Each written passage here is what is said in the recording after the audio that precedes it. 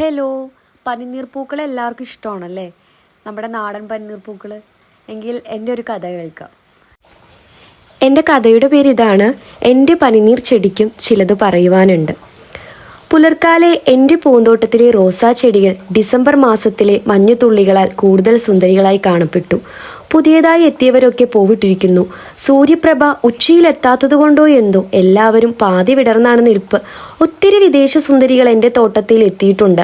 കുറച്ച് ദിവസങ്ങളായി അവരിലാണ് എൻ്റെ ശ്രദ്ധ. നിറത്തിലും രൂപത്തിലും ഏഴഴകികൾ. ഈ സുന്ദര പുഷ്പങ്ങളെ നുകരാൻ വരുന്ന വണ്ടുകളും തേനീച്ചകളും ഇനിയും എന്തേ ഏറെ വൈകുന്നു? അവരെ ആകർഷിക്കുന്ന എന്തോ ഒന്ന് നഷ്ടമായിട്ടുണ്ട്.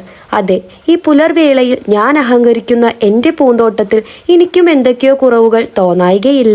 പൂവ് ചൂടി നിൽക്കുന്ന പുതിയ അതിഥികളെ മാറി മാറി ഞാൻ നോക്കിക്കൊണ്ടിരുന്നു. എന്താണിവിടെ സംഭവിച്ചത്? പൂന്തോട്ടത്തിലേക്ക് ഞാൻ പ്രവേശിക്കുമ്പോൾ കണ്ണുകളെക്കാൾ മുന്നേ ഉണരുന്ന നാസാരന്ധ്രങ്ങൾ. മൂക്കിലേക്ക് തുളച്ചു കയറി പുതുദിനത്തെ ഉന്മേഷപ്പെടുത്തുന്ന ആ സുഗന്ധം. അതെ, എൻ്റെ നാടൻ പനിനീർ പൂക്കൾ, എൻ്റെ പനിനീർ റോസാ ചെടി, നാടൻ സുന്ദരി. അവൾ ഇന്ന് പൂക്കൾ വിരിയിച്ചിട്ടില്ല. പൂക്കൾ വിരിയേണ്ട മൊട്ടുകൾ വാടി നിൽക്കുന്നു. ഏറെ വിഷമത്തോടെ ഞാൻ അവൾക്കരികിലേക്ക് ചെന്നു. മൊട്ടുകളുള്ള കമ്പ് കൈകളിലാക്കി. അവളുടെ മേനിയിൽ നിന്നുള്ള സുഗന്ധം മൂക്കിലേക്ക് തുളച്ചു കയറി. എൻ്റെ മനസ്സുണർന്നു. ഇത്ര നേരം മറ്റു റോസാ ചെടികൾക്കരികിൽ നിന്നപ്പോഴൊന്നും ഇത്രയേറെ സുഗന്ധം എനിക്ക് ലഭിച്ചില്ല. ഇപ്പോൾ എന്നോടുള്ള പിണക്കമാണ് ഈ വാടി നിൽപ്പിന് കാരണം. ഞാനും തെറ്റുകാരനാണ്.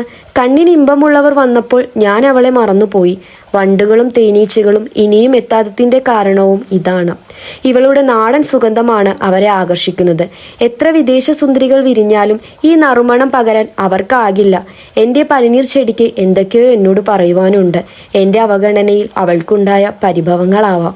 എന്നും എനിക്കായി പൂക്കൾ തരുന്നവൾ ഇന്ന് വിരിയാതിരുന്നതും അതുകൊണ്ടാവാം.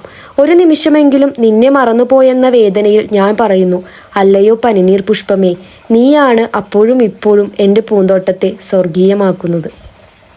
എന്തായി എൻ്റെ കഥ? നിങ്ങൾക്ക് എല്ലാവർക്കും ഇഷ്ടപ്പെട്ടത്? ഒരു ചെറുകഥയായിട്ടാണ് ഞാൻ എഴുതിയിട്ടുള്ളത്. അപ്പോൾ അത്ര നന്നായിട്ടുണ്ടോ ഇല്ലയോ എന്നൊന്നും എനിക്കറിയില്ല കേട്ടോ. ഞാൻ ഒത്തിരി നാൾക്ക് ശേഷം എഴുതുന്നതാണ്.